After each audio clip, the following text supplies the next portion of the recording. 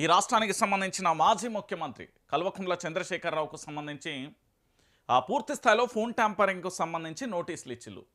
ఈ నోటీసులకు సంబంధించి విచారణకు రావాలంటూ సిట్ అధికారులు వాళ్ళ నివాసంలోని నందినగర్కు సంబంధించి నోటీసులు ఇచ్చిన పరిస్థితి మనందరం కూడా చూసాం. సో పూర్తి స్థాయిలో అధికారులందరూ కూడా ఆగమేఘాల మీద నిన్న ఎటు నందినగర్కు సంబంధించి వెళ్ళే ప్రయత్నం చేసిళ్ళు. వెళ్ళి అక్కడ నోటీసులు అందజేసే ప్రయత్నం చేసిన పరిస్థితి కనబడుతుంది.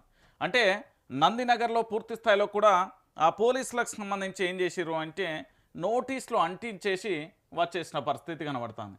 ఇక దాంట్లో భాగంగా ఏముంటుంది, రాష్ట్రానికి సంబంధించి ముఖ్యమంత్రి, మాజీ ముఖ్యమంత్రి, అందులో ముఖ్యంగా కూడా ఈ రాష్ట్రానికి సంబంధించి తెలంగాణ రాష్ట్రాన్ని తీసుకొచ్చిన ఉద్యమకారుడుగా, ఉద్యమ నేతగా, దాంతోపాటు ప్రజలందరికీ కూడా దగ్గరుండే నేత ఎవరైనా ఉన్నారు అంటే కల్వకుంట్ల చంద్రశేఖరరావు. అంటే తెలంగాణ రాష్ట్రానికి, తెలంగాణ ప్రాంత ప్రజలకు ఆయన ఒక ఎమోషన్ అని చెప్పడంలో ఎలాంటి డౌటు లేదు.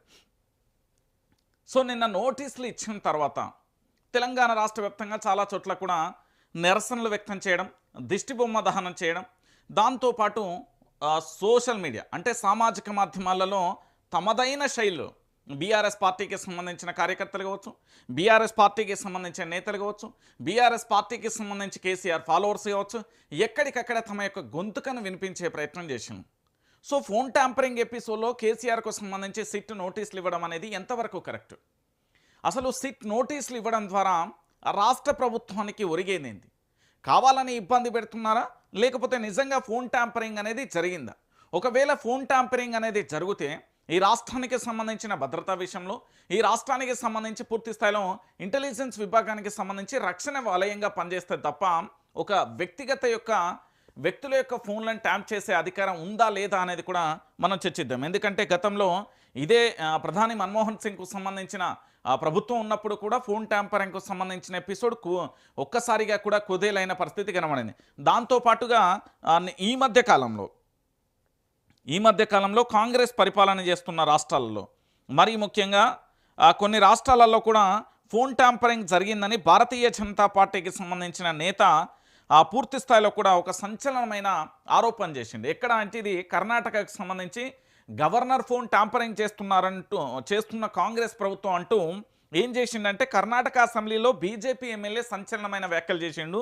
అయితే ఇటీవల గవర్నర్కు సంబంధించి అసెంబ్లీలో చేసిన ప్రసంగం పట్ల ఆయనకు ఢిల్లీ నుండి ఫోన్లలో ఆదేశాలు వస్తున్నాయని, వాటికి అనుగుణంగానే ప్రసంగిస్తున్నారని ఆరోపిస్తూ కాంగ్రెస్ మంత్రి హెచ్కే పాటిల్కు సంబంధించి ఆయనే పూర్తి స్థాయిలో హెచ్కే పాటిల్ అసెంబ్లీలో పూర్తి స్థాయిలో ప్రసంగించిండు.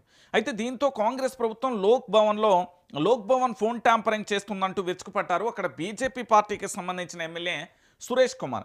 అయితే ఢిల్లీ నుండే కాదు, ఆర్ఎస్ఎస్ హెడ్ క్వార్టర్ నుండి కూడా గవర్నర్కు ఆదేశాలు వస్తున్నాయని వ్యాఖ్యానించిన కర్ణాటక ఐటీ మంత్రి ప్రియాంక ఖర్గేకు సంబంధించి దీంతో వెంటనే కాంగ్రెస్ ప్రభుత్వం చేస్తున్న ఆరోపణలకు సాక్ష్యాలు చూపాలని, లేకపోతే ఫోన్ ట్యాంపరింగ్ చేస్తున్నట్లు ఒప్పుకోవాలని అక్కడి బీజేపీ నేతలు కాంగ్రెస్ ప్రభుత్వం మీద విరుచుకుపడ్డ పరిస్థితి కనబడింది. అంటే మీరు అందరూ ఒకసారి ఆలోచించండి, కాంగ్రెస్ ప్రభుత్వం ఏ రాష్ట్రంలో ఉన్నా వాళ్ళకు ఒక అభద్రతా భావం ఉంటుంది. అంటే ప్రభుత్వానికి సంబంధించి కాపాడుకునే ప్రయత్నం చేయాలి కాబట్టి ఖచ్చితంగా ఫోన్ ట్యాంపరింగ్ అనే ఎపిసోడ్ తెర మీదకి తీసుకొస్తున్నారు. ఇప్పుడు కర్ణాటకలో గవర్నర్కు సంబంధించి ఎవరు దావర్ చాంద్కు సంబంధించి ఆయన ఫోన్ ట్యాంపరింగ్ చేసిరు. మరి కాంగ్రెస్ పార్టీకి సంబంధించిన అక్కడ ఐటీ మంత్రి కానీ, దాంతోపాటుగా ఇద్దరు మంత్రులు, ఒకరేమో పూర్తి స్థాయిలో కూడా ఇటు ఐటీ మంత్రికి సంబంధించి చెప్తే ఇంకొక మంత్రి కూడా పూర్తి స్థాయిలో ఆరోపణలు చేశాడు. ఇటు హెచ్కే పాటిల్ కానీ లేదా కాంగ్రెస్ పార్టీకి సంబంధించిన ఐటీ మంత్రి ప్రియాంక ఖర్గే కానీ వీళ్ళిద్దరు కూడా ఏమని ఆరోపణలు చేసిలంటే కర్ణాటకకు సంబంధించిన పూర్తి స్థాయిలో అసెంబ్లీలలో అక్కడి గవర్నర్ ప్రసంగిస్తున్న తరుణంలో గవర్నర్ గారికి ఢిల్లీ నుంచి, దాంతోపాటు ఆర్ఎస్ఎస్ హెడ్ క్వార్టర్ నుండి ఆదేశాలు వస్తున్నాయి, వాటి అనుగుణంగా మాత్రమే గవర్నర్ ప్రసంగిస్తున్నారు అంటూ చెప్పాను. అయితే ఎవరు చెప్పలేదు? కర్ణాటక ప్రభుత్వం, కాంగ్రెస్ ఆ ప్రభుత్వానికి సంబంధించిన ఇద్దరు మంత్రులు ఈ వ్యాఖ్యలు చేసిండు. దీంతో ఏం చేసిండు అంటే అక్కడ భారతీయ జనతా పార్టీకి సంబంధించిన ఎమ్మెల్యే అసెంబ్లీలో ఉన్న పరిస్థితి కనబడుతుంది. ఆయన ఏం చేసిండంటే బీజేపీ ఎమ్మెల్యేలు అందరూ కలిసి, మరి మీకెట్లా తెలిసి ఈ విషయం, గవర్నర్కు ఢిల్లీ నుండి ఆదేశాలు వస్తున్నాయని, ఆర్ఎస్ఎస్ హెడ్ క్వార్టర్ నుండి ఆదేశాలు వస్తున్నాయని మీకు ఎట్లా తెలుసు? మీరు ఏ రూపకంగా పూర్తి స్థాయిలో కూడా ఇట్లా చెప్పగలుగుతున్నారు. అంటే ఢిల్లీ నుండి ఆదేశాలు వస్తున్నాయని, ఆర్ఎస్ఎస్ హెడ్ క్వార్టర్ నుండి వస్తున్నాయని మీకు ఎట్లా తెలుసు? లేదా మీ దగ్గర ఏమైనా సాక్ష్యాలు ఉన్నాయా? మీ దగ్గర ఏమైనా ఆధారాలు ఉన్నాయా? లేకపోతే మీరు ఏ విధంగా ఇలాంటి వ్యాఖ్యలు చేసిను? అంటే మీరు ఖచ్చితంగా కూడా ఫోన్లు అనేది ట్యాంపరింగ్ చేస్తున్నారు అనేది క్లియర్ కట్గా మాకు అర్థమైపోతుంది. మీ దగ్గర ఉంటే సాక్ష్యాలు పూర్తి స్థాయిలో కూడా ప్రవేశపెట్టండి. అంటే సాక్ష్యాలను చూపించండి. లేదా మీరు ఫోన్ ట్యాంపరింగ్ చేస్తున్నట్లు ఒప్పుకోండి. ఇది ప్రస్తుతం కర్ణాటక రాష్ట్ర రాజకీయాలలో సంచలనంగా మారిపోయింది. అంటే యావత్తు భారతదేశంలో దాదాపుగా ఏ ప్రభుత్వం ఉన్నప్పటికీ కూడా విపక్షాల మీద నిఘబెట్టడం అనేది సర్వసాధారణం. అది ఎట్లా? ఇంటెలిజెన్స్ ద్వారా వాళ్ళ దగ్గర ఉండే గన్మెన్లో, డ్రైవర్లో, లేకపోతే ఇతరత్ర పోలీస్ వ్యవస్థకు సంబంధించి వాళ్ళను ఉపయోగించుకొని సమాచారాన్ని సేకరించే ప్రయత్నం చేస్తుంది. కానీ ఇప్పుడు వ్యక్తిగత గోప్యతకు సంబంధించి మొబైల్ ఫోన్ అనేది ఒక వ్యక్తి యొక్క వ్యక్తిగత గోప్యతకు సంబంధించి పూర్తి స్థాయిలో ఫోన్ ట్యాంపరింగ్ చేస్తున్నారు. ఆ ఆదేశాల మేరకు మాత్రమే ఫోన్ ట్యాంపరింగ్ జరుగుతుంది అంటూ ఒక సంచలనమైన స్టేట్మెంట్ అయితే బయటకు వస్తుంది.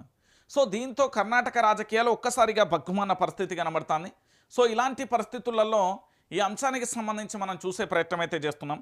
అంటే కర్ణాటక రాజకీయాలకు సంబంధించి ఒక సంచలనంతో పాటు పూర్తి స్థాయిలో కూడా తెలంగాణలో కూడా అదే అంశం కూడా తెర మీదకి వచ్చిన పరిస్థితి కనబడుతుంది. అంటే కర్ణాటక రాష్ట్ర రాజకీయాలకు సంబంధించి ఇక్కడ తెలంగాణ రాష్ట్ర రాజకీయాలకు సంబంధించి జరుగుతున్న పరిణామాలు ఏమాత్రం కూడా డౌట్ లేదు. ఇక్కడ కాంగ్రెస్ ప్రభుత్వం ఎక్కడ ఉన్నా కూడా అదే విధంగా ఫోన్ ట్యాంపరింగ్ చేస్తుందనే ఎపిసోడ్ కనబడుతుంది. సో ఇప్పుడు మనం ఏం చేద్దాం